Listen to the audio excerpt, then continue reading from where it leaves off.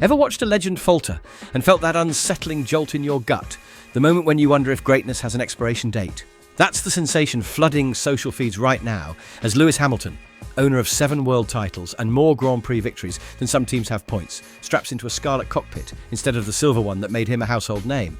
2 lukewarm race results, a handful of offline apexes, and the mainstream chorus is already chanting "washed up." But before you let that headline harden into belief, consider this. What if every scruffy lap you've seen so far is not evidence of decline, but the raw rehearsal for Ferrari's next golden era? Picture a master chess player sacrificing pawns in the opening because he can already visualize checkmate 20 moves ahead. That's the scale of calculation unfolding in Maranello. Ferrari didn't sign Hamilton for nostalgia or merchandising. They hired him as a human algorithm, a walking data bank capable of turning a regulation shake-up into a dynasty. The uncomfortable truth is that genuine reinvention always looks messy from the outside. Lap charts dip, podiums vanish, critics circle. Yet, inside the factory, late at night, telemetry whispers a different story. One of incremental gains, new reflexes forming, and a red car being sculpted for rules that haven't even gone to print. So, here's the challenge. Instead of asking, has Hamilton lost it? Try asking, what masterpiece is being sketched in the shadows while we're busy judging the scribbles? Because if history's any guide, the first chapters of a dynasty never read like triumph. They read like turbulence. And turbulence is exactly where this saga begins. For 12 full seasons, Hamilton's racing reflexes were sculpted around Mercedes hardware. 9,000+ Grand Prix laps taught him how a W-Series car wants to brake late, pivot on the rear axle and rocket away. Drop that muscle memory into the SF25 and it's like asking a concert pianist to swap to a left-handed keyboard overnight. Ferrari's latest chassis lives on aggressive front-end bite and a planted tail. Its Brembo brakes grab earlier, and the hybrid power unit delivers torque in a very different wave. Muscle memory that once screamed, "attack the entry," now has to whisper, "protect the nose." No driver, no matter how decorated, reprograms 12 years of instinct in 2 winter tests. And yet, that's exactly the expectation the highlight shows keep selling. Sports scientists call it plasticity under pressure. Every lap, Hamilton is forcing his brain to overwrite the handwritten note that says, brake at 100 meters, trail hard, plant throttle. In the Ferrari, the stopping phase starts 5 meters sooner. The trail brake taper is softer to protect the front tyres, and the hybrid deployment waits until the steering wheel is almost straight. Multiply that micro-adjustment by 50+ corners per race, and the neurological workload is staggering. He openly admits the SF25 demands a completely different driving style, especially under braking and rotation into slow bends. Those missed apexes you see on television, they're neurons still learning a new dance. Ferrari is more than an F1 entry. It's an Italian state of mind. Monday debriefs begin with espresso strong enough to restart a power unit. Engineers talk with their hands. Enzo's portrait seems to judge every slide of the aero model. Hamilton arrives from the hyperstructured British-German efficiency of Brackley into debates that feel closer to animated family dinners than boardroom briefings. Yet within that theatrical rhythm lies decades of race-winning intuition. To harness it, the newcomer must earn trust, learn the unwritten rules, and crucially, teach Maranello how he thinks. Culture isn't built by PowerPoints. It forms in late-night simulator runs, shared jokes in a wind tunnel corridor, and the first time a tyre engineer starts finishing a driver's sentences, that chemistry clock is still ticking. Scroll any comment thread, and someone insists Ferrari is protecting Leclerc with better parts. Reality check. The Scooteria is spending tens of millions on Hamilton's contract, simulator program, and bespoke engineering support.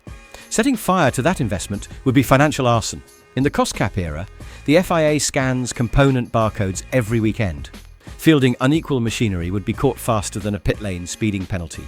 What look like performance gaps are almost always adaptation gaps. Subtle steering wheel settings, brake temperatures, corner entry habits that still carry a Mercedes accent. Sabotage makes a juicy headline, data tells a quieter story. Active aero, 50-50 hybrid power, lower drag, no DRS, 2026 will flip the competitive order like 2014 did. Whenever a new rulebook lands, the squad that interprets it first tends to dominate for years. Ferrari plans to be that squad. Team principal Fred Vasseur has already ring-fenced a design cell, wind tunnel hours, and simulator pipelines dedicated solely to the 2026 car. He'll decide exactly when to shift the bulk of resources after the first 4 or 5 races of this campaign.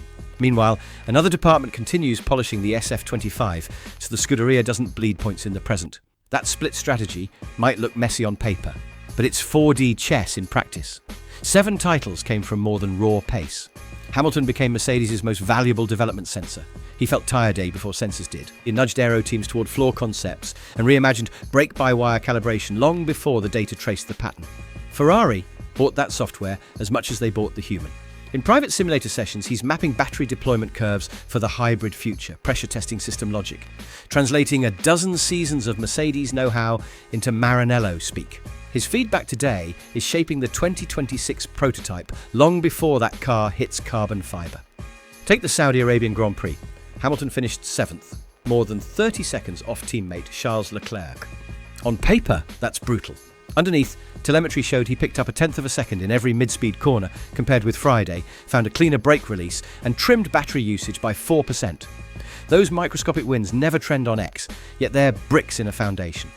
A week later in Suzuka, he nailed his first top 3 qualifying sector in the SF25. 1 corner, 1 sector, 1 stint at a time. The gains accumulate. Development isn't linear. It's a mosaic being assembled while the cameras roll. History favours teams that willingly swallow short-term pain for rule change glory. Red Bull's reliability-plagued RB5 in 2009 laid the groundwork for 4 straight titles. Mercedes' anonymous W04 of 2013 became the template for the turbo-hybrid juggernaut. Ferrari and Hamilton are attempting the same playbook. 2025 is their sandbox year. 2026 is the launch pad. By then, Hamilton will have absorbed Ferrari's culture, the design office will have weaponized his feedback, and a fresh rule book will flatten whatever advantage Red Bull or McLaren currently enjoy. Hamilton didn't join Ferrari for a final victory lap. He signed on to carve his name into a second dynasty, this time in Rosso Corsa. When next Sunday's broadcast scrolls the finishing order and Hamilton isn't on the podium, resist the reflex to type "washed" in the comments. What you're witnessing is chapter 1 of a longer epic. A champion rewiring 12 years of instinct. A team splitting its brain between today and a seismic rule change, and an alliance quietly forging the car that could define Formula One's next era. Dynasties rarely announce themselves with fireworks. They germinate in the grind, inside wind tunnels, through late-night debriefs in the silent hours when telemetry murmurs louder than headlines. Those 7th-place finishes are not the story, they're the tuition fee. The real tale begins when the lights go out in 2026 and the car Hamilton helped design finally gets to roar. So before you write him off, ask yourself, are you tracking lap charts or watching the birth of something much bigger? If you enjoyed the video, feel free to hit that like button and subscribe for more. Got thoughts or questions? Drop them in the comments. I'd love to hear from you. Thanks for hanging out, and I'll see you in the next one.